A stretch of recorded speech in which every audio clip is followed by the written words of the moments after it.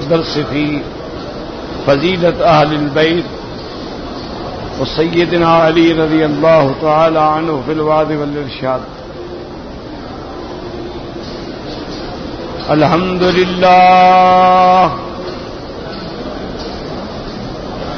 الحمد لله وكفى والصلاة والسلام على خاتم الأنبياء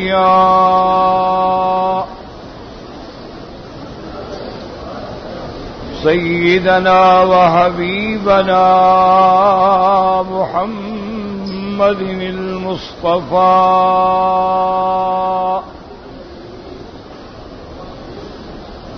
وعلى آله المجتبى وأصحابه النجبى.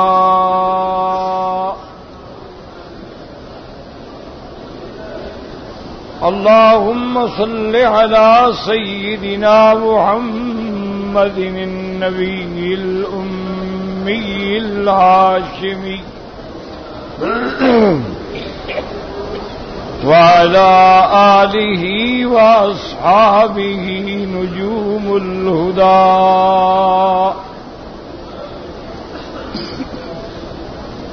أما بعد فقد قال الله تبارك وتعالى في القرآن المجيد والفرقان الحميد: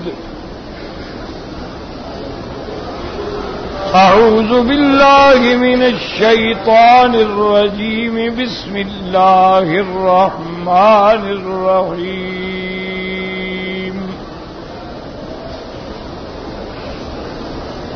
إنما يريد الله ليذهب عنكم الرجس أهل البيت ويطهركم تطهيرا. قال النبي صلى الله عليه وسلم: عليكم سنتي وسنة الخلفاء الراشدين المهديين،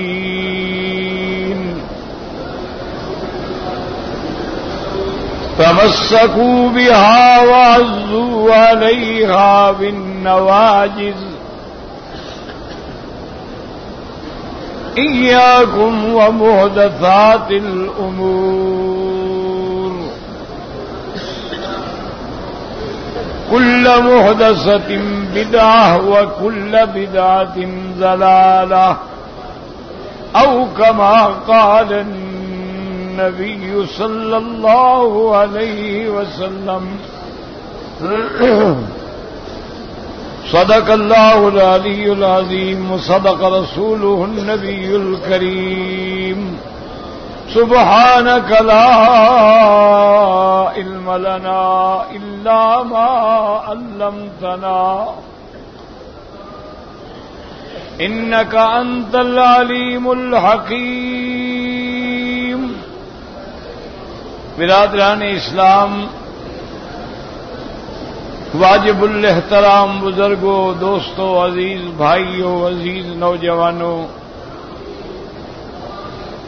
اللہ تبارک و تعالی کے کلام مقدس میں سے ایک آیت مبارکہ اور آقا انعامدار حبیب کبریا خاتم الانبیاء سیدنا محمد مصطفیٰ صلی اللہ علیہ وعلی آلہ واصحابہ وسلم تسلیما کثیرا کثیرا کہ فرامین مبارکہ میں سے ایک حدیث تلاوت کی ہے. دعا فرمائیں کہ اللہ تبارک و تعالی اس عاجز کو مالا حلثیت عافیت کاملہ عاجلہ دائمہ اور حق بات بیان کرنے کی توفیق عطا فرمائیں. آپ کو سننے سمجھنے کی، ہم سب کو حق پر چلنے کی توفیق عطا فرمائیں. پروردگار عالم تمام آنے والوں کی حاضری، حج، عبادت، زیارت منظور و مقبول فرمائیں. میں نے سابقہ معروضات میں اصحاب رسول اللہ صلی اللہ علیہ وسلم خلفائے راشدین اور آخر میں سیدنا علی اور اہل بیت نبی رضوان اللہ علیہم اجمعین کے بارے میں کچھ باتیں عرض کی. اچھی طرح سے سمجھ لیں کہ جیسے میں نے عرض کیا تھا کہ حضرت علی کی محبت میں غلب کرنے والے بھی پٹڑی سے ہٹ گئے اور حضرت علی سے بغض رکھنے والے بھی برباد ہو گئے. صحیح عقیدہ یہ ہے کہ حضرت علی رضی اللہ تعالی عنہ ابن عم النبی المصطفیٰ ہیں، رابع الخلفاء ہیں اور اہل بیت کے سردار ہیں، داماد نبی محمد مصطفیٰ ہیں. یہ شان آپ کو ملی ہے کہ جسے گھر میں سیدہ فاطمہ الزہرا ہے، جس کا لقب سیدۃ النساء فی الجنہ، جو جنت میں تمام عورتوں کی سردار ہوگی.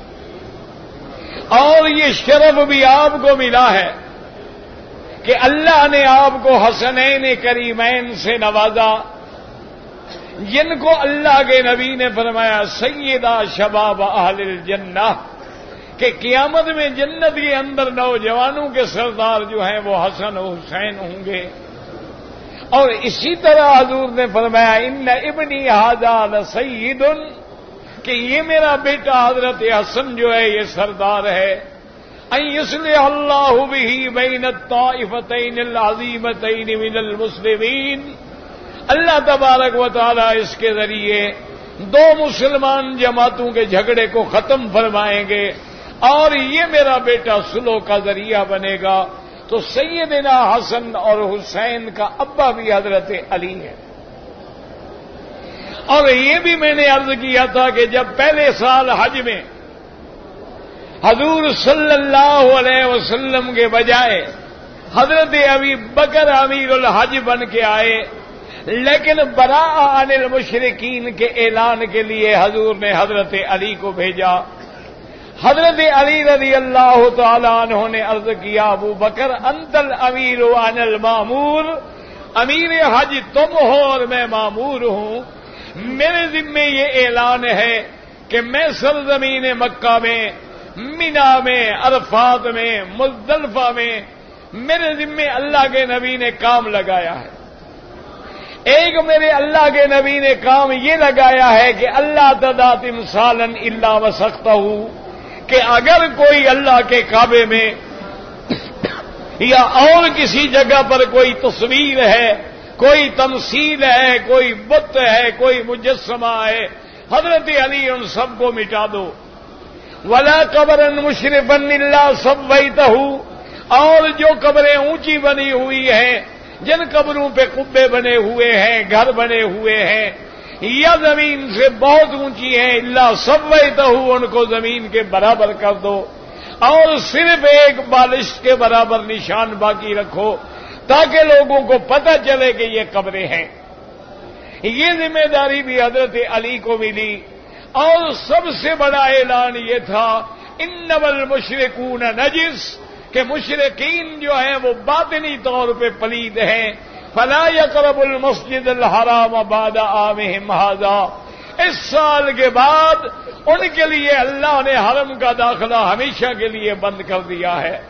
یاد رکھیں آج اگر دنیا میں کوئی قادیانی ہے یا کوئی مشرک ہے یا کوئی غیر مذہب ہے، وہ کبھی اپنے نام کے ساتھ اللہ کے گھر میں داخل نہیں ہوتا، بلکہ دھوکہ دے کے اپنے آپ کو مسلمان لکھوا کے آتا ہے. اس طرح تو حضور کی مسجد میں منافق بھی آتے تھے، عبداللہ ابن ابی بھی آتا تھا، حضور کے ساتھ جہاد میں منافقین بھی ہوتے تھے، حالانکہ وہ پکے کافر تھے لیکن ظاہر میں وہ کلمہ پڑھتے تھے. تو اس اعلان کا شرف جو ہے وہ بھی حضرت علی کو ملا ہے رضی اللہ تعالی عنہ وارضاہ.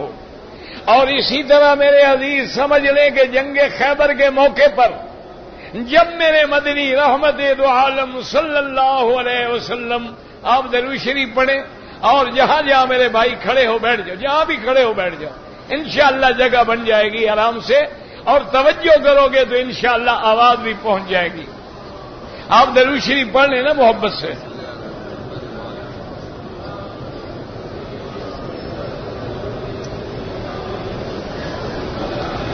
سرکار دو عالم جب جنگ خیبر پہ تشریف لے گئے، خیبر ایک بہت بڑا آباد علاقہ ہے. خیبر میں یہودیوں کا تسلط تھا. یہودیوں کے بڑے بڑے قبائل جو مدینے سے نکلے وہ بھی خیبر میں گئے. بنی قریظہ ہے، بنی نذیر ہے، بنی قینقاع ہے، اور ویسے بھی وہاں یہودیت کا پورا تسلط تھا. خیبر کے علاقے پہ حکومت جو ہے وہ یہودیوں کی تھی. اللہ کے نبی جہاد کے لیے تشریف لے گئے. بہت بڑا لمبا واقعہ ہے. ایک قلعہ جو تھا خیبر کا وہ فتح ہونے میں نہ آیا. یاد رکھیں کہ خیبر میں کئی قلعے تھے، ایک قلعہ نہیں تھا. بہت سارے قلعے جو ہیں وہ صحابہ نے فتح کیے، لیکن ایک قلعہ مرحب جو ہے وہ بہت مضبوط قلعہ تھا، اور اس کی دیواریں اور اس کے دروازے اتنے مضبوط تھے کہ ان کا توڑنا ممکن نہیں تھا. اس لیے میرے آقا نے رحمت دو جہاں نے سیدنا محمد مصطفیٰ نے صلی اللہ علیہ وسلم نے اعلان کیا کہ اے میرے صحابہ، کل میں فتح خیبر کے لیے، مرحب کے قلعے کے فتح کرنے کے لیے اسلام کا پرچم ایک ایسے بندے کو دوں گا یحب اللہ ورسولہ، جو اللہ کے رسول کو محبوب رکھتا ہے، اور یحبہ اللہ ورسولہ، اللہ اور اللہ کا رسول اسے محبوب رکھتے ہیں. صحابہ کہتے ہیں کہ ہمیں تو ساری رات نیند نہیں آئی. اللہ عالم وہ کون خوش نصیب ہے جس کے ہاتھ میں اسلام کا پرچم آئے گا. اللہ تبارک و تعالیٰ کا نبی اپنے ہاتھ سے علم لہرائیں گے. اور کتنی بڑی شان ہے کہ اللہ اور اللہ کا رسول بھی اسے محبوب رکھتے ہیں. صحابہ فرماتے ہیں کہ صبح کی نماز ہوئی، نماز کے بعد ہم انتظار میں تھے کہ اللہ کا نبی کس کو یہ پرچم آج پکڑائیں گے.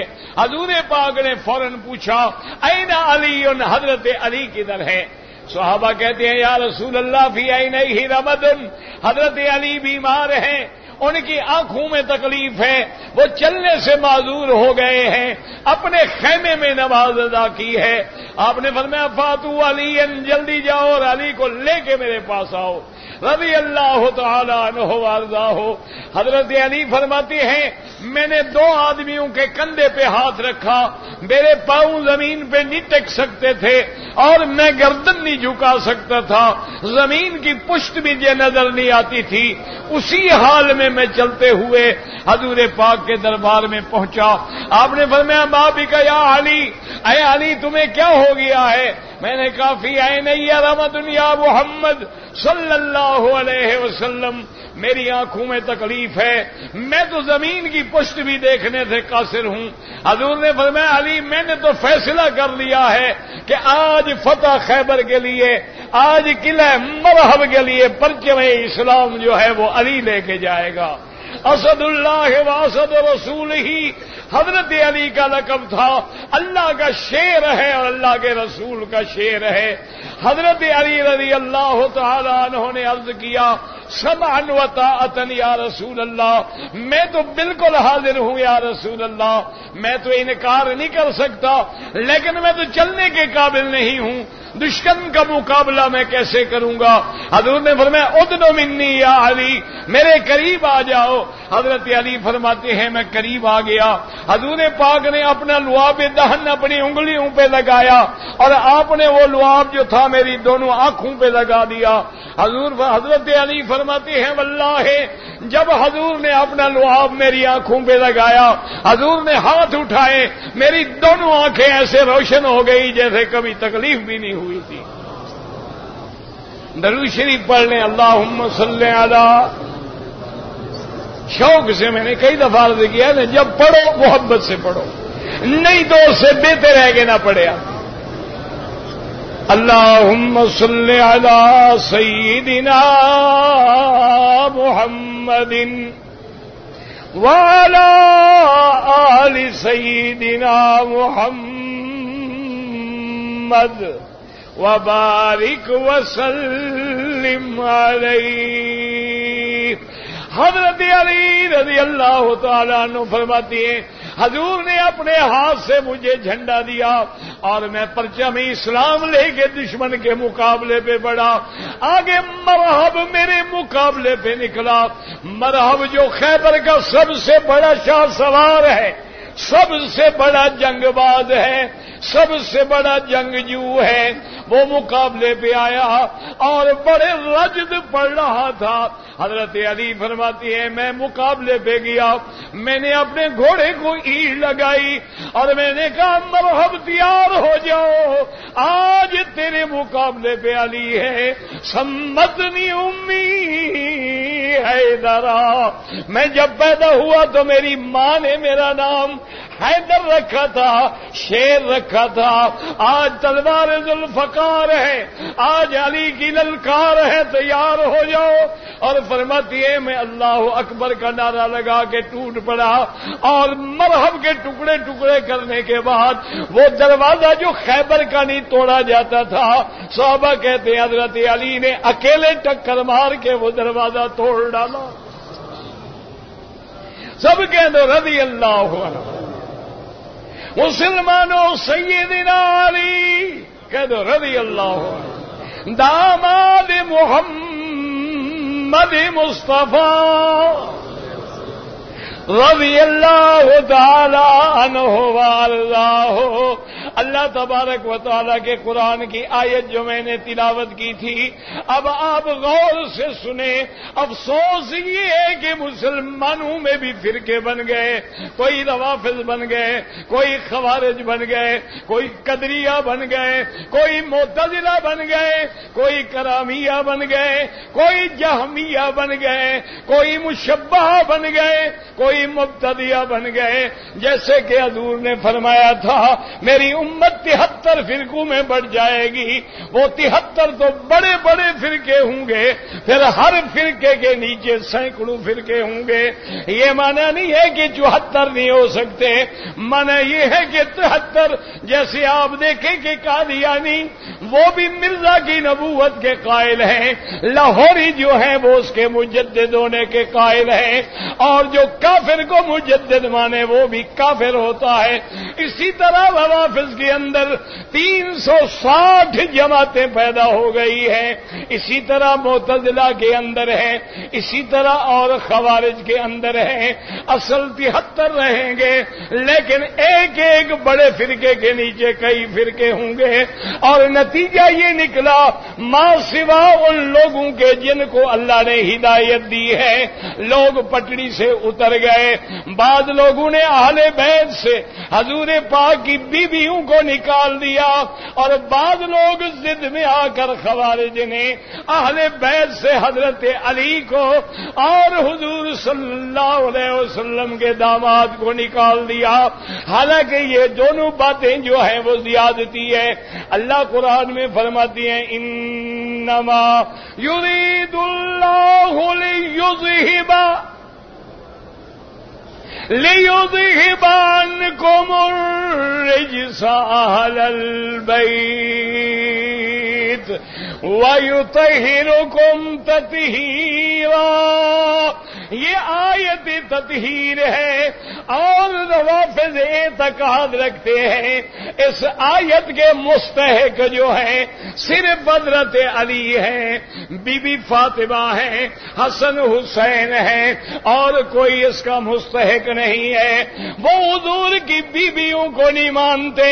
وہ کہتے ہیں کہ وجہ یہ ہے کہ ایک حدیث مبارک میں آیا ہے جب یہ آیت اتری میرے مدنی صلی اللہ علیہ وسلم اپنے گھر میں موجود تھے، حضرت علی بھی موجود تھے، حضرت فاطمہ، حضرت حسن، حضرت حسین بھی موجود ہیں، اور حضور نے اپنی چادر مبارک لے کر ان سب کے اوپر ڈال دی، اور اس کے بعد اللہ تعالی کے آگے دعا کی اللہم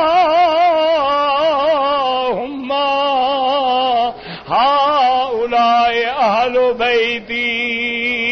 یا اللہ یہ میرے اہل بیت ہیں، اس لیے وہ دلیل پکڑتے ہیں فقط یہ 5 اہل بیت ہیں، ان کے علاوہ کوئی اہل بیت نہیں، اور اسی لیے انہوں نے وہ شرکیہ شعر بھی لکھا ہے، لی خمسۃ اطفی